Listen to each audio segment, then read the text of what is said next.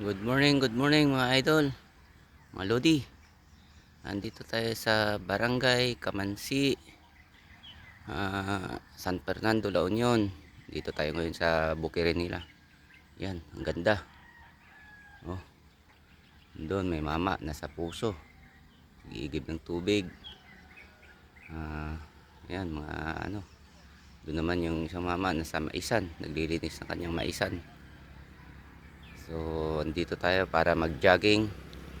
Para mamaya may power tayo kung saan mag-aya yung ating mga riders para mag-ride ulit kung saan nandito pupunta sa La Union. So sa ngayong umaga jogging muna tayo para meron tayong power mamaya. Yan, ang ganda ng diversion road nila dito, sarap mag-jogging. So naka 30 minutes na akong takbo. Yan, galing dun sa taas. Andun si Maxi sa taas. Yun, doon ko pinarada. Tapos maganda ang pwesto niya ron. Yun, yung itim na nasa dulo na yun, sa taas na yun. So sa ngayon, dito muna tayo, jogging.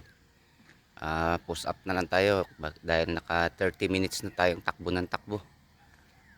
Sarap mag-jogging dito. Fresco. Ganda ng kanilang bukirin. Talagang maraming mga puno, tsaka walang usok, malayo sa maraming sasakyan.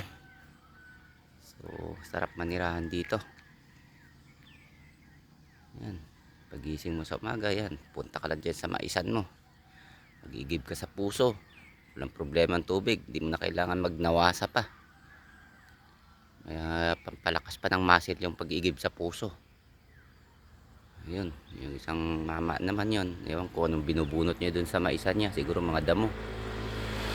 So sa ngayon okay na siguro tong ating exercise. Punta na tayong palengke para makapagluto muna tayo ng ating pagkain ngayong araw. And then pag nag-aya mamaya yung mga riders natin, mayroon tayong power. Saka kina Lola, kailangan pagluto muna natin ng pagkain. Dahil linggo ngayon, linggo ng pagkabuhay. So kailangan na natin magpunta ng palengke. So maligayang Pasko ng pagkabuhay sa inyo mga idol. Taran, kita-kits na lang mamaya. Taran.